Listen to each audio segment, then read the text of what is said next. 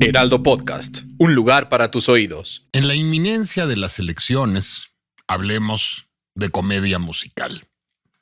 The Bandwagon es una de las películas más entrañables de la historia del cine. Es un musical lleno de grandes números vistosísimos. Tiene al hombre más elegante y al mejor bailarín de todos los tiempos, que es Fred Astaire. Tiene una de las mujeres más hermosas de la historia del cine, con las piernas más largas y además una grandísima bailarina, que es Cyd Charisse. Es una película de Vincente Minnelli, el amo del color. Y es una de las películas más reaccionariamente antiintelectuales de la historia del cine. ¿Qué plantea The Bandwagon, película de 1953?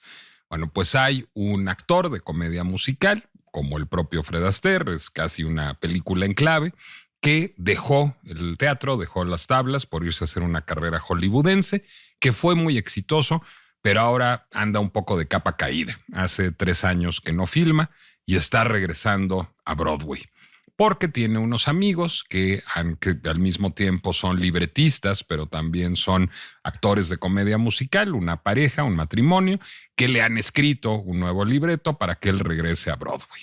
Y han contratado a un genio creativo, a un genio del teatro, muy simpáticamente encarnado por Jack Buchanan, que es en buena medida una parodia de Orson Welles, el personaje, que lo que quiere hacer es un musical conceptual contemporáneo que va a ser una versión de Fausto, pero en comedia musical. Y contrataron a una prima bailarina de una de las grandes compañías del ballet, que es Cyd Charisse, y a un gran coreógrafo de ballet también, porque van a traer a esta vieja estrella de comedia musical que es Fred Astaire a la modernidad, al mundo de la danza clásica y del teatro total. Y bueno, como sucede en las películas comerciales de Hollywood, el teatro total es un desastre total, es decir, es pretencioso el libreto, los números son inescrutables, los bailarines no saben bailar eso, los efectos especiales no funcionan, el teatro casi se incendia. Y el día del estreno, pues esta cosa lúgubre y pretenciosa no concita en el entusiasmo de la audiencia y es un fracaso total.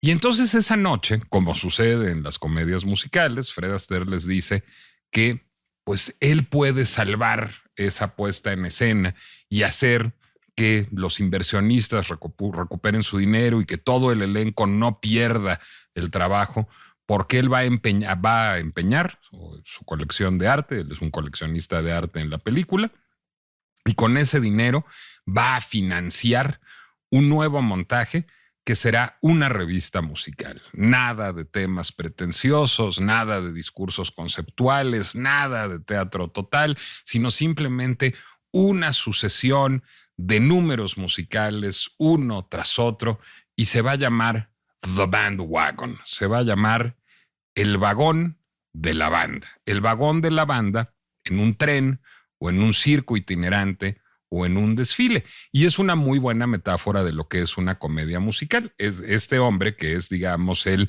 artífice del teatro popular, el representante del entretenimiento sano, va a ser la locomotora que va a arrastrar a todo este talento reunido en este espacio de comedia musical para llevarlos al triunfo en el fulgor de Broadway. Bueno, The Bandwagon, película famosísima, cuyo nombre hace referencia a una vieja tradición del entretenimiento muy específicamente estadounidense, porque en efecto, en el siglo XIX eran muy famosos los circos itinerantes, los espectáculos que iban de ciudad en ciudad y de pueblo en pueblo, llevando alegría y diversión para toda la familia, y por supuesto la locomotora era el bandwagon, es decir, era el vagón en donde iba la banda musical, cuyo sonido atraía a toda la población de cada lugar en el que iban pasando a ver este circo itinerante o este teatro de revista itinerante. Y fíjense que en 1848, durante el proceso electoral presidencial estadounidense de 1848 para elegir al 12º presidente de Estados Unidos, había un circo itinerante de un payaso que se llamaba Dan Rice. Y este circo itinerante tenía su bandwagon, la locomotora que llevaba alegría, diversión y sano esparcimiento a todos los rincones de la Unión Americana. Y Dan Rice simpatizaba con el candidato presidencial Zachary Taylor y lo invitó a que se subiera a su circo itinerante a hacer campaña, a que se sumara al vagón de la banda.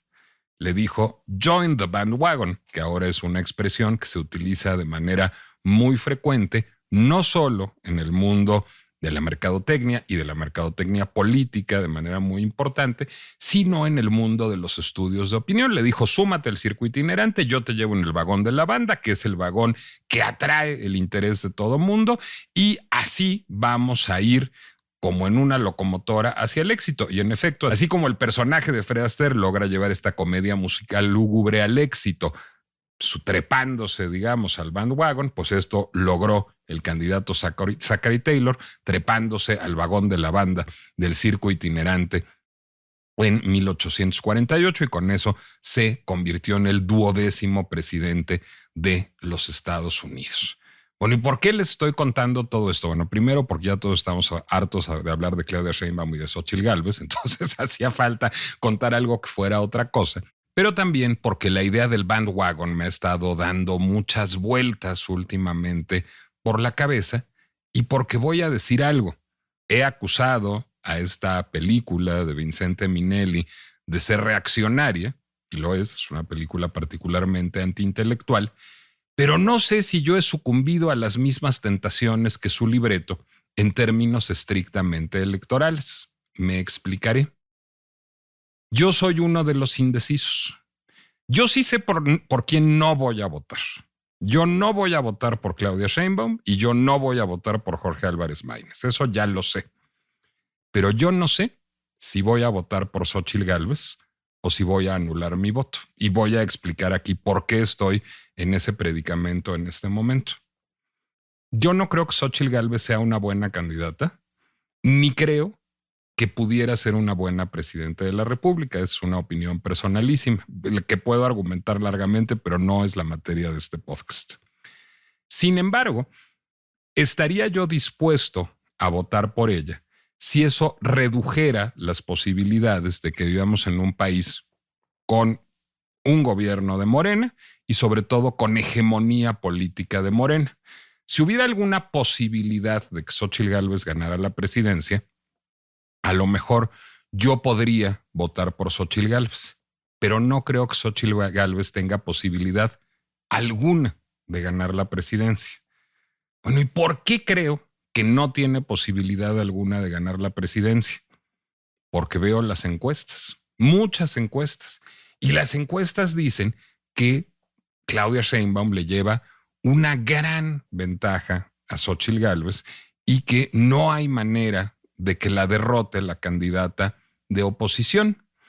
En el camino pasan cosas y cosas un poco inesperadas. Por ejemplo, reuniéndome con una amiga que trabaja en la campaña de Xóchitl Gálvez, obviamente me dice, y a mí todo esto me suena un poco como de novela de terror, que hay un voto oculto, es como de novela distópica. Es decir, que la gente no se atreve a decir que va a votar por Xóchitl Gálvez, pero que en realidad hordas enardecidas de Xóchitl lovers saldrán a las urnas el 2 de junio. ¿Será? ¿Y será que las encuestas no lo reflejan? Y luego de pronto me habla alguien que es muy Xóchitl lover y me dice, no hombre, tú tienes que votar. Mira, ya está arriba en una encuesta. Hay una encuesta de Banamex. No, Banamex no hace encuestas. Banamex tampoco patrocina encuestas. Y aquí hubo un uso particularmente alevoso por parte de la campaña de Xóchitl Gálvez, en donde Xóchitl va puntera. Bueno, luego resultó que esa encuesta es una encuesta complicada. Y además les voy a confesar algo. Conozco muchos consultores políticos y todos los consultores políticos siempre hablan orondamente de cómo promueven la publicación de ciertas encuestas con la intención de manipular a la opinión pública.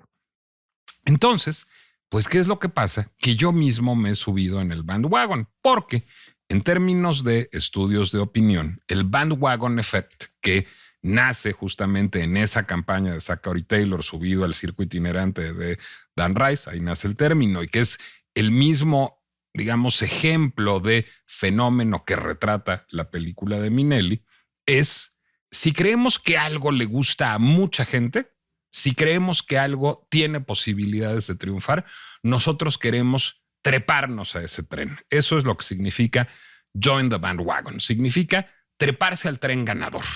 Y entonces nadie quiere treparse al tren perdedor. Y muy probablemente yo estoy dudando si votar por Xóchitl Gálvez porque me parece un tren perdedor, porque me parece que no tiene posibilidades de ganar.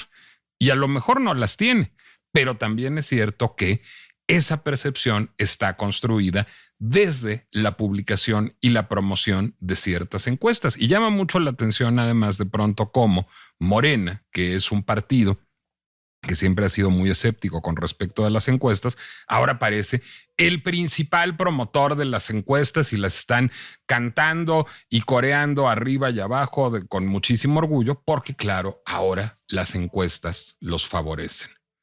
Pero la pregunta importantísima es, ¿cómo se hacen las encuestas? Hay unas encuestas más confiables que otras. Hay momentos para publicar las encuestas, hay momentos para levantar las encuestas, hay momentos para hacer las encuestas. Y a mí la pinche complejidad de esas preguntas, para serles franco, y miren que no era yo malo en estadística en la universidad, pero la pinche complejidad de esas preguntas me derrotaba hasta que tuve el privilegio de toparme con algo muy parecido a una respuesta en la columna de un periodista al que sigo con regularidad y al que mucho admiro. Esta es la pinche complejidad de cómo levantar y cómo leer una encuesta gracias a la pericia y a los conocimientos de Jonathan Lomelí.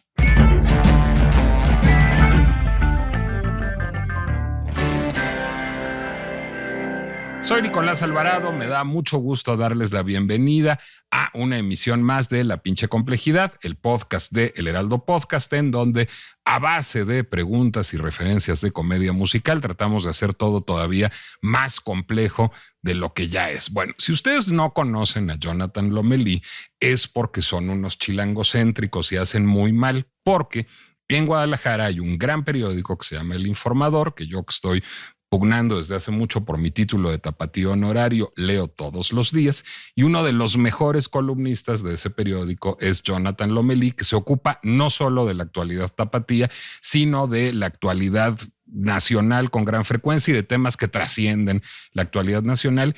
Y Jonathan, a ver, ¿en qué clavadez te metiste? Porque sí le entiendes muy cabrón, es decir, sí ya pareces encuestólogo. ¿Qué te pusiste a estudiar que ahora entiendes cosas que el común denominador de los mortales no entendemos? Fíjate que, Nicolás, ahorita que escuchaba tu dilema y cómo te planteabas la duda de si las encuestas tenían o no razón, todo esto surgió porque hace unas semanas, justamente por ahí de abril, de pronto vi una encuesta que se publicó en redes sociales, justamente de Massive Caller, que le daba más o menos 11 puntos de ventaja al candidato aquí en Jalisco a la gubernatura de MC sobre la candidata de Morena, de Claudia Delgadillo. Ese mismo día, a Pablo Lemus sobre Claudia Delgadillo. Ese mismo día, por la tarde, sale otra encuesta en donde le da justamente 11 puntos, pero a Claudia Delgadillo sobre Pablo Lemus, ¿no? Es decir, la disparidad era enorme. Entonces, lo que me puse a hacer es a intentar entender cómo funcionaban, cómo se realizan las encuestas y qué tan confiables eran. Primero empecé a hablar con especialistas, tuve llamadas con amigos para preguntar y tuve la fortuna de asistir a un taller que impartió el Instituto Electoral y de Participación Ciudadana de aquí del estado de Jalisco, en donde pude plantear todas mis dudas. Y después eso, el trabajo fue tratar de traducirlo a lo que se preguntaría un ciudadano promedio y lo que podrías responderle para entender y distinguir cuándo una encuesta es confiable y cuándo no lo es. Me parece que este tema de las encuestas en este punto es como el elefante blanco en la sala, ¿no? Allí está, pero nadie habla de ellas. Son un tema que genera una percepción y también influye en las preferencias electorales. Esta misma idea de la inevitabilidad del triunfo de Claudia Sheinbaum, pues ha sido construido también a través de las encuestas, Nicolás.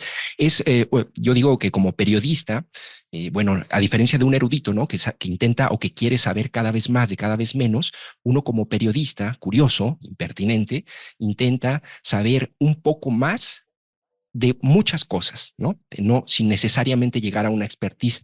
Eso fue un poco el origen del par de columnas. Una se tituló Tips para detectar encuestas electorales patito, y la otra, cómo diferenciar una encuesta electoral de propaganda política, prácticamente, o mercadotecnia política. Antes de que entremos a los tips para detectar encuestas electorales patito, que son muy puntuales y que quiero pedirte que desahoguemos, yo quiero, digamos, irme a la segunda columna.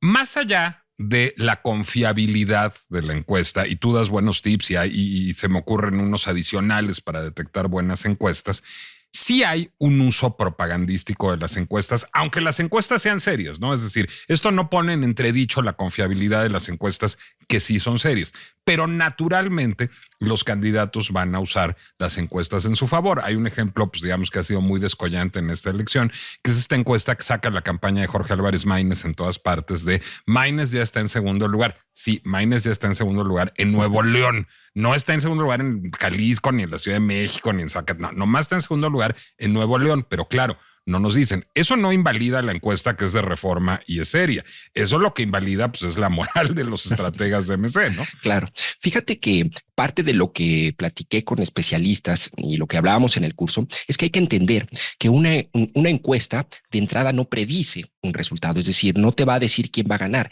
Y va a sonar esto al lugar común, que lo es, pero una encuesta es una fotografía de un momento que puede ser modificado por muchos factores a lo largo del tiempo. Y eso, lo que también hay, aparte de eso, hay que considerar que una encuesta también tiene ciertas características en el proceso para levantarla. Es decir, no es lo mismo hacerla por medio de un teléfono robotizado, automatizada, que hacerla cara a cara con una boleta en una vivienda. No es lo mismo que la mayoría de las personas digan no te respondo, a que tengas una alta aceptación para responder esas encuestas. Entonces, me parece que ha habido ya, o se ha convertido esto en una especie de mercadotecnia política barata, en el sentido literal, porque una encuesta, por ejemplo, telefónica, hoy te cuesta 10,000 pesos, 10, 12,000 pesos, y una en vivienda, con todos los procesos y el rigor científico de lo que sería una encuesta tradicional, pues te cuesta 260,000 pesos, ¿no? Entonces, me parece que sí se han convertido en instrumentos de propaganda que además carecen de una, digamos, regulación en cuanto a su rigor metodológico, porque los institutos electorales locales y el INE nacional lo que hacen únicamente es recopilar la información, las metodologías, pero no evalúan ni auditan los ejercicios que realizan estas casas encuestadoras. También es difícil equivocarse. Se habla, ¿no?, de una cierta encuestadora que dicen, bueno, es que le atinó o fue la más confiable hace un sexenio o hace 3 años, pero si te das cuenta que esa encuestadora hace 1 o 2 encuestas por día a lo largo de 90 días, evidentemente pues va a atinarle en algún momento, ¿no? Y una de todas esas encuestas pues va a ser confiable, pero si lo ves en retrospectiva, en realidad hay enormes tasas de rechazo, hay un uso propagandístico. Este ejemplo que ponías de Xóchitl Gálvez, que publica, ni siquiera verificaron el origen real de la encuesta, un documento al parecer interno de una convención de banqueros, en donde ella la presume con esa intención justamente de hacer o de generar la percepción de que hay la posibilidad de un triunfo. Ahorita esa es la narrativa por la cual está luchando, digamos, el equipo de Xóchitl Gálvez, ¿no? Hay 2 premisas en donde, digamos, yo noto que intentan como mantener, que es esta idea de que todavía puede ganar, de que hay posibilidades de triunfo. Yo coincido contigo, yo creo que hay muy pocas o nada o nulas posibilidades. Y la otra es esta idea de que ya está cerca de Claudia, aunque ninguna encuesta lo plantea en esos términos, ¿no, Nicolás? A ver, yo quisiera ir, digamos, deconstruyendo tu artículo de tips para detectar encuestas electorales patito. El primero no va a haber mucho que deconstruirle porque es muy evidente, es decir, la fecha. Pues sí, evidentemente, seguramente no se puede hacer con esa precisión, pero si se hubiera levantado una encuesta inmediatamente después del discurso de Xóchitl en la Marea Rosa, hubiera salido seguramente mejor que si la hubiéramos levantado después de su desastrosa participación en el tercer debate. Seguramente cuando la canción de Presidente Maínez era nueva y se bailaba en los antros, pues le hubiera ido mejor a Maínez de lo que le iría ahora. Es decir, El momento tiene una incidencia importante y por supuesto, y lo dijiste muy bien, Jonathan, cualquier encuesta es una foto del momento. Me quiero detener entonces más, y quizás esta es en la que más me quiero detener, es en la segunda, en la técnica de recolección. ¿En qué es diferente hacer una encuesta telefónica a manita, es decir, con seres humanos, telefónica robotizada o en domicilio? O sea, ¿por qué te puede arrojar un resultado diferente? Simplemente, primero hay una cuestión práctica que son los costos, ¿no? Ya te comentaba, hay una tendencia a la robotización o automatización de las encuestas. Eso es muy interesante porque, digamos, un método de recolección científico o de estudios, un estudio científico que es un estudio de opinión, como son estos procesos, se ha ido, digamos, automatizando. Entonces, a ver, de entrada hay muchas problemáticas, Nicolás, con las llamadas telefónicas.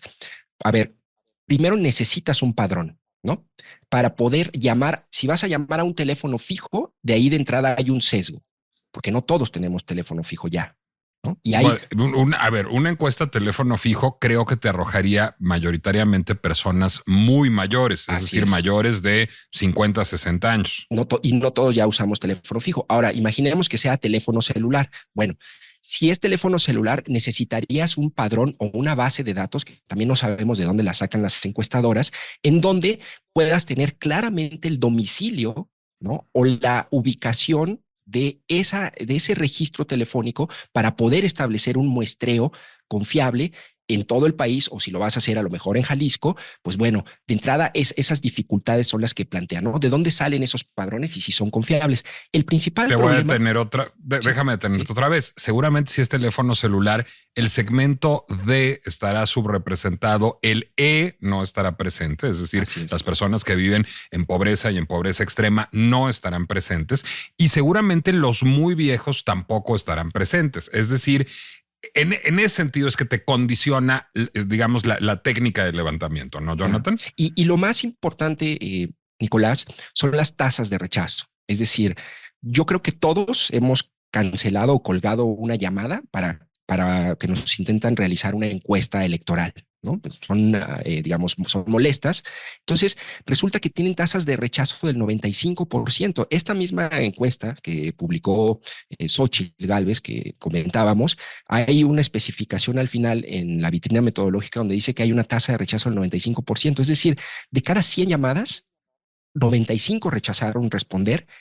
Ahora eso multiplícalo, ¿cuántas llamadas necesitan hacer para poder obtener una muestra de 400 respuestas? Entonces, eso genera enormes sesgos, ¿no? Porque como bien dices, pues el perfil demográfico, la confiabilidad de los padrones telefónicos generan sesgos. Ahora, ¿son más confiables las encuestas en vivienda cara a cara? Sí, sí lo son, de acuerdo con especialistas.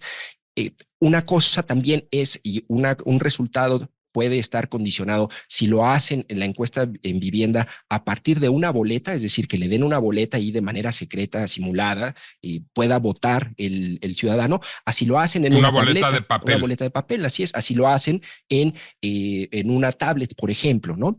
Y lo que me decían especialistas, y esto es algo muy interesante que habría que explorar o investigar más, es que las tasas de rechazo en las casas y en las viviendas también han aumentado. Hablaban de tasas de rechazo del 25, 28% y hoy están y rondan los 35, 38% de tasas de rechazo, que los especialistas pues la relacionan un poco con la inseguridad, un poco con esta idea o hartazgo del ciudadano de no te voy a dar mi información, ¿por qué te voy a proporcionar información si es para un partido político? Desconfianza, hartazgo. Entonces, a ver, imagínate, todas estas variables son las que condicionan los posibles resultados. Entonces, añadiría nada más un elemento a la fecha, y cierro y complemento con esto de la técnica de recolección también, pero a ver, la fecha sí es muy importante porque yo noté un patrón. Suelen publicar encuestas hasta 15 días después de realizadas. Es decir, hay un cierto resultado que les interesa en ese momento, digamos, permear o divulgar, ¿no? Difundir por parte de las encuestadoras y son encuestas con diferencias de hasta 15 días. Por eso también es importante la fecha.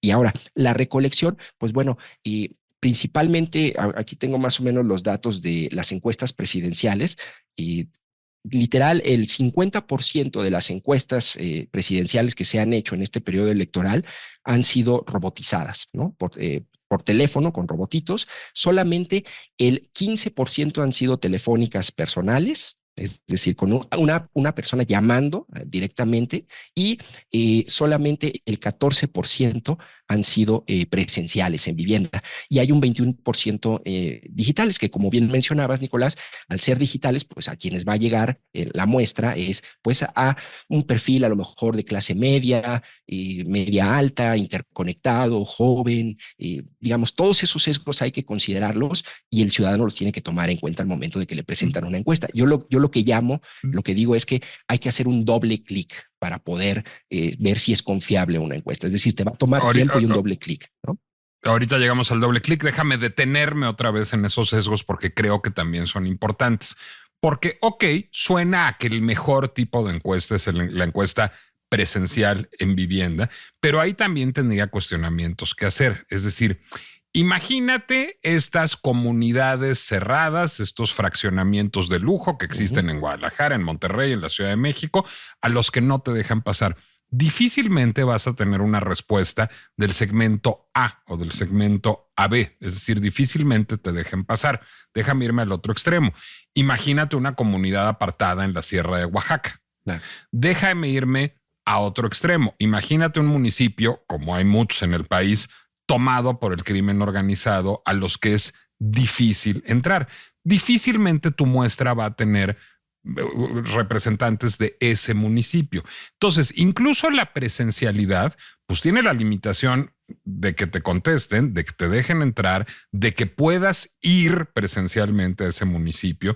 Es decir, ese diseño muestral es extraordinariamente complicado. Eso no estoy invalidando el trabajo de las casas encuestadoras, me parece muy importante, pero sí estoy diciendo, ojo con ese diseño muestral, porque todas tienen sus bemoles, digamos. O sea, difícilmente una encuesta será una fotografía perfecta de un momento. Es una fotografía de un momento. Déjame hacer una parábola con algo que decía Richard Avedon, gran fotógrafo de las fotografías de a de veras, que decía, todo retrato es preciso, ningún retrato es la verdad. Yo creo que en las encuestas pasa algo muy parecido.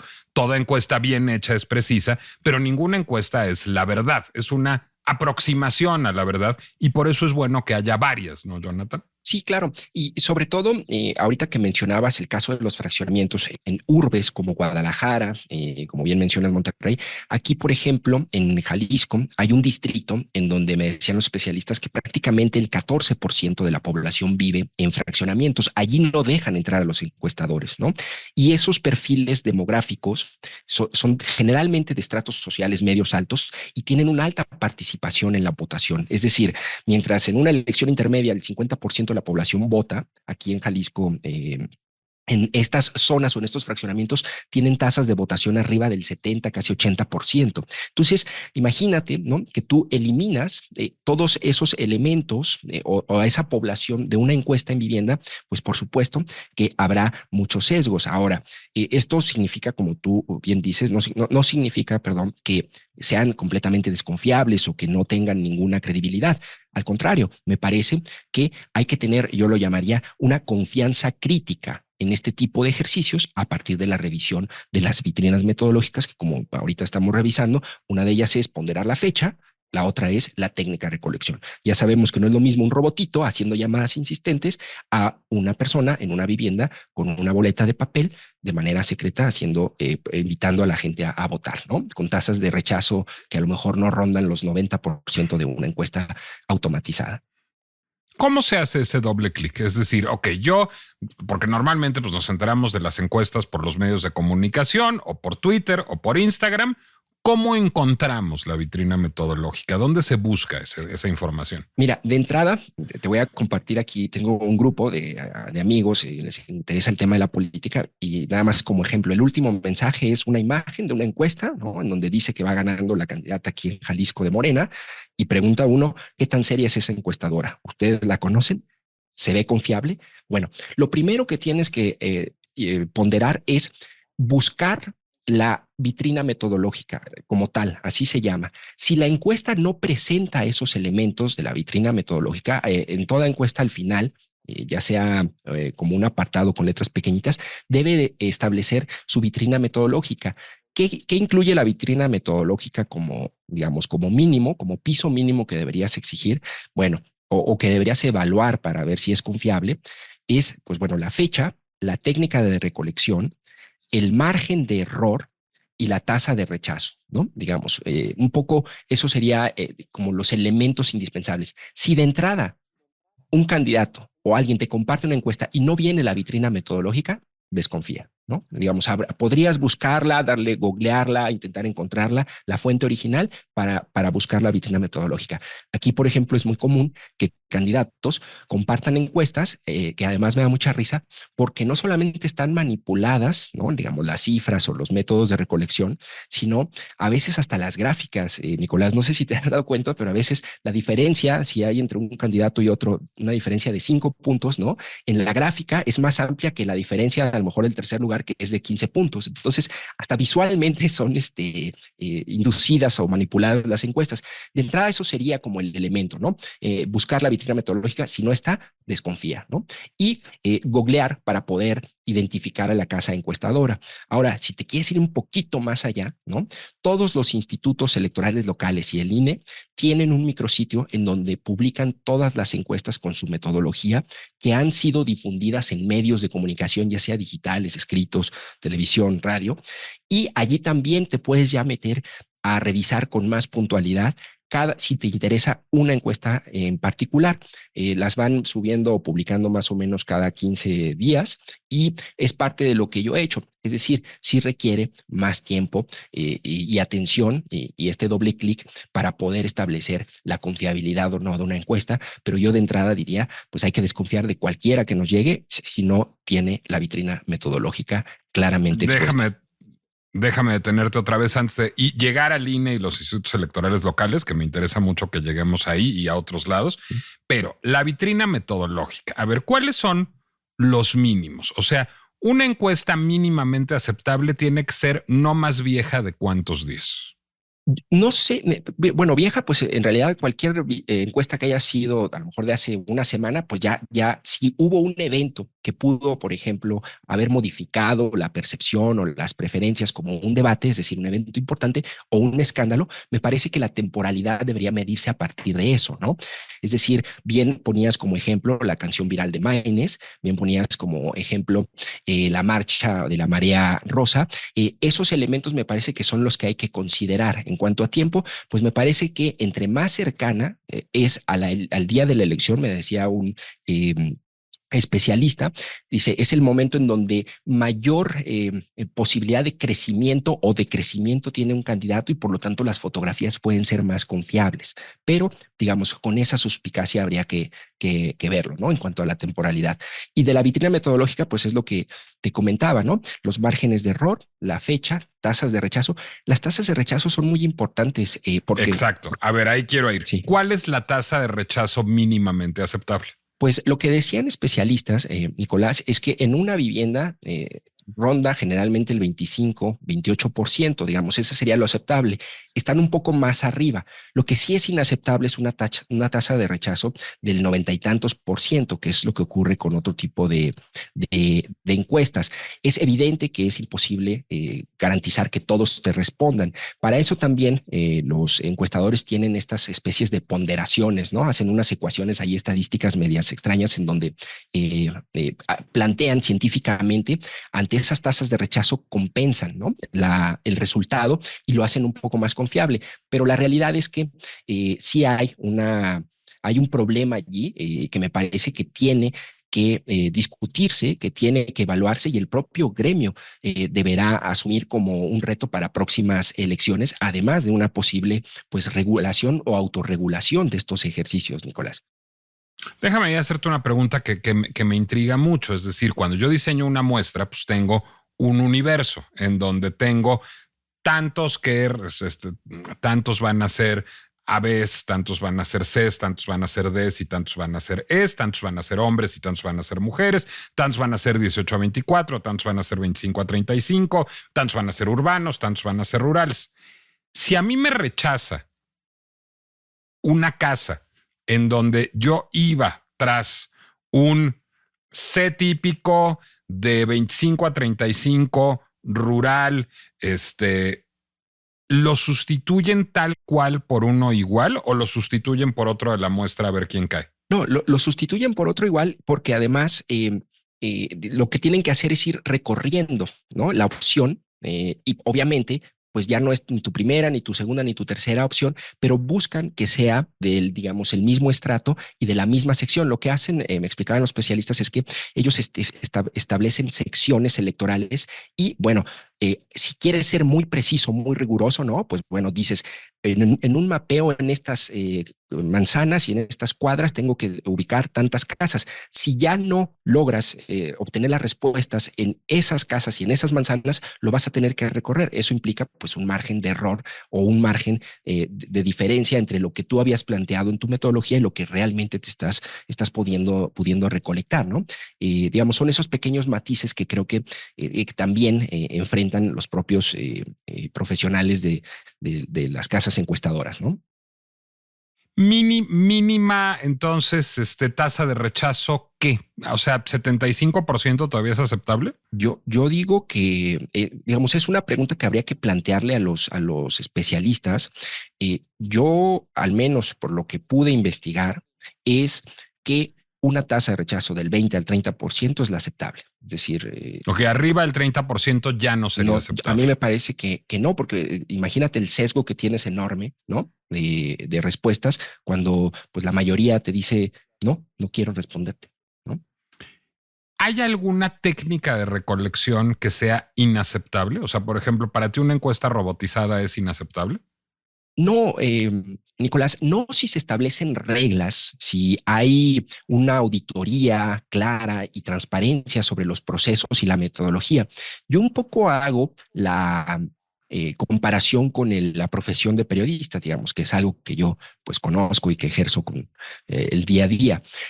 Con el periodismo, Nicolás, ocurrió que llegaron las nuevas tecnologías y en las redes sociales, los teléfonos inteligentes, y lo que ocurrió es que de pronto ahora puedes generar más información más rápido y puedes abrevar de más fuentes.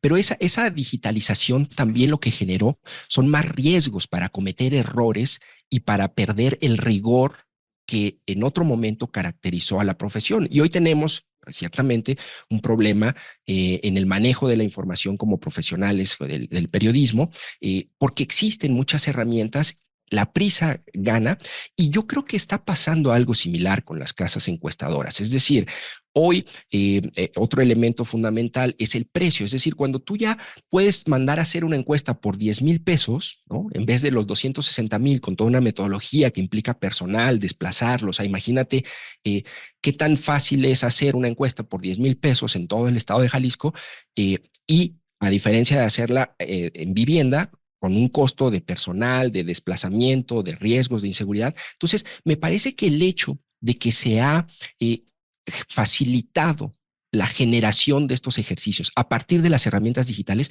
también ha relajado la metodología y hay otro, digamos, elemento que también tenemos que considerar y que, pues bueno, es difícil comprobar, pero sabemos que existe, ¿no? Es también allí surge el mercado negro, ¿no? De la venta de resultados, que seguramente pues debe tener una especie como de bonanza en periodos electorales.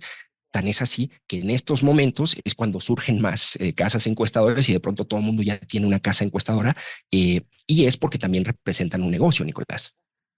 A ver, es que justo ahí es en donde yo tengo mi único desacuerdo contigo, que es con respecto a la transparencia y al INE y a los institutos electorales locales. Déjame ponerte un ejemplo parabólico. Pues yo puedo llegar aquí a decirles, oigan, les voy a hablar de la más reciente novela de Jorge Volpi, que no he leído. Aquí admito que no la he leído, pero les voy a hablar de ella. Bueno, pues yo ahí estoy siendo transparente, es decir, estoy confesando que no he leído el libro, pero eso no hace más válido mi juicio sobre él. Pues, ¿cómo vas a hablar de un libro que no has leído? Pues sí, qué transparente eres que confiesas que no lo has leído, pero cabrón, no lo has leído. Bueno, creo que eso pasa con algunas casas encuestadoras con respecto al INE y a los institutos electorales locales. Es decir, el INE es un repositorio, digamos, de encuestas, tiene un repositorio de encuestas en donde las casas encuestadoras motu propio van y dicen, esta es mi encuesta y esta es mi vitrina metodológica. Ajá, la vitrina metodológica puede ser un desastre. Es decir, que estén en el INE o en el IEPC o en el ISDMX no es garantía de nada, nada más es garantía de que esta es la información y la puedes leer. ¿No es mejor un agregador como Oráculos o como Polls o como El País, Jonathan? Fíjate que te voy a poner un ejemplo por qué es un problema que el INE o los organismos electorales se conviertan nada más en repositorios, ¿no? Yo me puse a revisar esta encuesta que detonó, digamos, mi investigación y resulta que esa encuesta de Massive Caller reporta una tasa de rechazo del 0% al Instituto Electoral de aquí de Jalisco. Es decir, en el documento oficial que envía al IEPC, dice que tiene una tasa del 0%, pero si tú revisas en su página la encuesta, habla de una tasa de rechazo del 95%. Entonces, empecé a ver algunas inconsistencias, ¿no? Y yo utilizaba la metáfora en la columna, ¿no? A mí me parece, no tengo la respuesta de hacia dónde debería ir la regulación, es decir, no sé si debería ser una ley o más leyes con más atribuciones al INE y a los organismos electorales locales que ya tienen suficientes o muchas actividades y tareas, o no sé si debería ser un proceso de autorregulación del gremio, ¿no? Por medio de certificaciones, por medio de, digamos, como afiliaciones que permitan a las encuestadoras cumplir con ciertos estándares.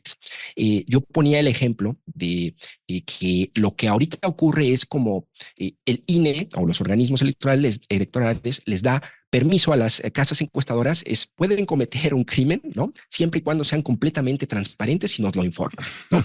Así es. Esa metáfora me gusta porque es así como ocurre. Entonces, de hecho, ahí tienen un disclaimer en las páginas de los organismos electorales donde dice que no revisan el rigor ni la metodología de las encuestas. Es ahí nada más para que usted la revise y la valore. Pero a ver, seamos, digamos, sinceros.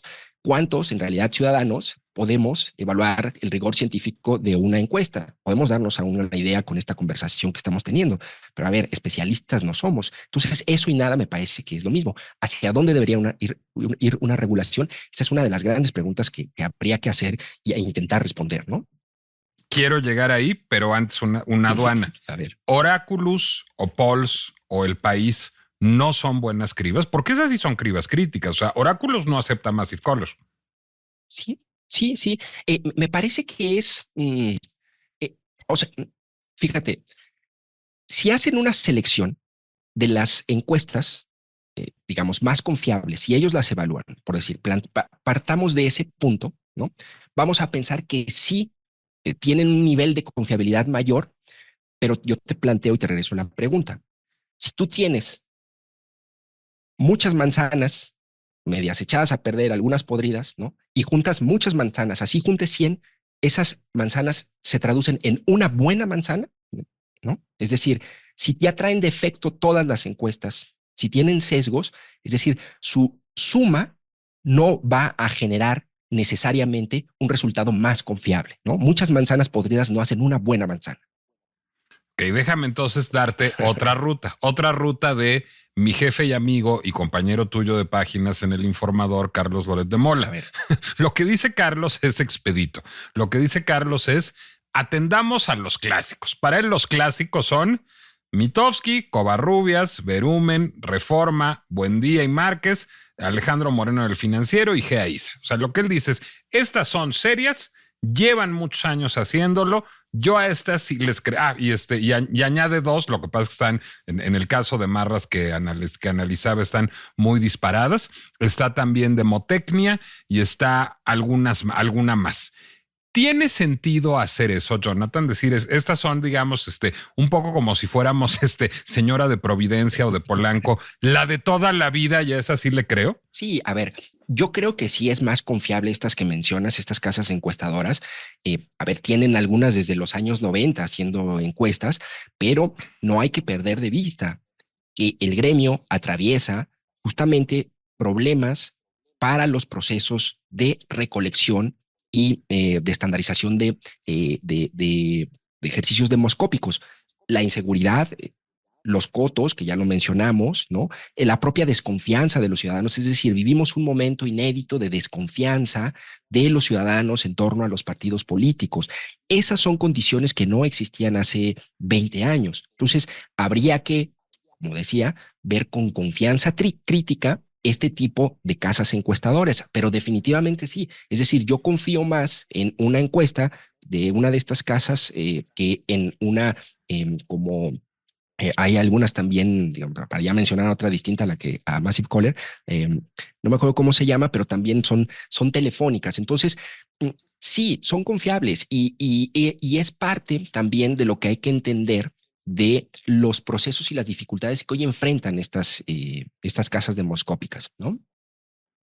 Bueno, ahora, a mí hay un organismo que me parece que está profundamente ausente de la discusión, que es la AMAI. Es decir, existe algo que se llama la Asociación Mexicana de Agencias de Investigación, que agrupa a una gran cantidad de agencias de estudios de opinión y de estudios de mercado. ¿La AMAI no sería un actor que podría ejercer una autorregulación, Jonathan?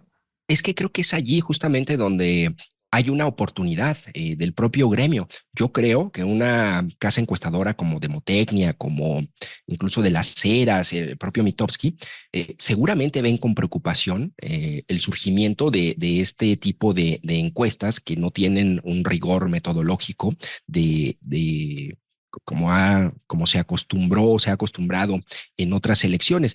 A mí me parece que la alternativa es la autorregulación, ¿no? Este tipo de organismos, como la AMAI, ¿AMAI? es una opción para poder llegar a eso.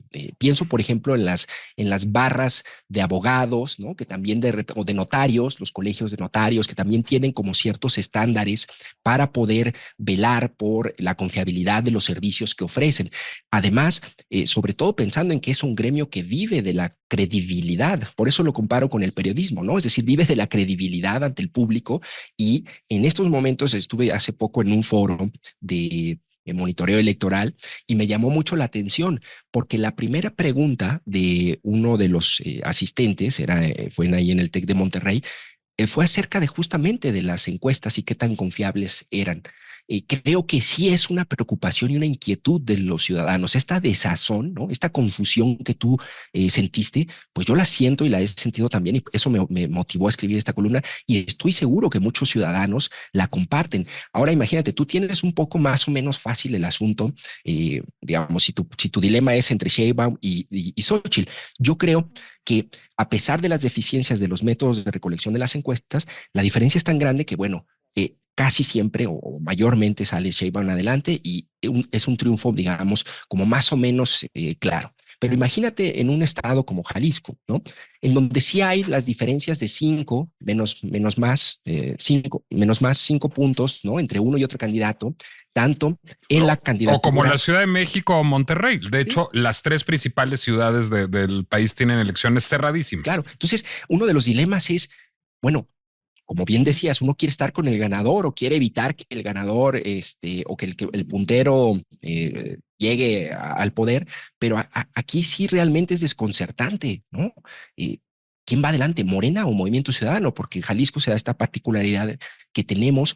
Aquí sí hay un partido político que, digamos, enfrenta al oficialismo y que es competitivo, a diferencia de la alianza del PRI y del PAN, el PRD, a nivel nacional y en otros estados. Entonces, esto genera mucha inquietud. Aquí, en un estado como Jalisco, las encuestas yo creo que sí tienen una función mucho más relevante dentro de la mercadotecnia política, porque todos los días tenemos una que da a un candidato como puntero o a otra, ¿no? Y eso a mí me parece que es una discusión que sí se debe dar para las próximas elecciones, qué vamos a hacer con las casas encuestadoras, ¿no? ¿Qué vamos a hacer con las dificultades que enfrentan y cómo se van a autorregular en caso de que sea esa la vía? A ver, creo que ya respondiste la pregunta que te iba yo a hacer y te lo agradezco muchísimo, porque lo que te iba a preguntar es si no son finalmente perniciosas las encuestas al generar este efecto bandwagon. Es decir, lo confesé desde un principio. Las encuestas le están quitando mi voto a Xóchitl Gálvez, porque como sé que no tiene posibilidades reales de ganar, no quiero darle mi voto a una candidata que no me gusta y prefiero expresarlo para castigar a la oposición y su comportamiento, aunque no quiera yo que gane Morena. Pero como veo que eso es imposible en el Poder Ejecutivo, me voy a concentrar en el Congreso y voy probablemente a anular mi voto federal como un voto de castigo, digamos, a todo el sistema de partidos. Bueno, ahí a lo mejor es perniciosa para la candidata que va en segundo lugar la publicación de encuestas porque desincentivó mi voto. Pero lo que tú estás diciendo es en una elección cerrada, como la que enfrenta a Claudia Delgadillo y a Pablo Lemos en Jalisco, o como la que enfrenta a Santiago Taboada y a Clara Brugada en la Ciudad de México, la encuesta es útil porque refuerza, digamos, tu decisión a votar para que llegue o no llegue un candidato, porque ahí sí hay una moneda en el aire, ¿no? Sí, claro. Y eso me parece que también al final tiene un efecto en el ciudadano, porque uno empieza a deliberar o autodeliberar con mayor profundidad hacia dónde va a ir su voto, ¿no? Es decir, no es tan fácil como tener ya un perfil ganador o que se está perfilando como ganador a tener una contienda cerrada. Aquí también hay algo que a mí me llama mucho la atención y es que los propios candidatos, ¿no?, utilizan este tipo de ejercicios con demasiada ligereza, Nicolás. Es decir, hay reglas, hay normas para conducirse en las campañas que no están alcanzando a exigir a los candidatos un manejo más o menos confiable o al menos honesto de las encuestas. Entonces, allí hay otro papel que también habría que discutir, ¿no? Sobre el marco o la legislación electoral, sobre el uso de las encuestas por parte de los propios candidatos. Lo que yo sé, y es de las dudas ahí que planteaba a algunos especialistas, es qué tantas encuestas hacían los candidatos internas, porque lo que el INE publica o el IEPC publica son exclusivamente aquellas que son difundidas en medios principalmente escritos, es decir, prensa escrita, o en medios digitales o otro tipo de prensa, pero no publica ni difunde, ni tienen la obligación las casas encuestadoras de dar a conocer aquellas que mandan a hacer los propios candidatos o los equipos de los candidatos, ¿no? Y me decía un especialista que hay candidatos que literal tienen una encuesta diaria, más o menos con sus estándares, que les están informando más o menos cómo van las tendencias de voto, ¿no?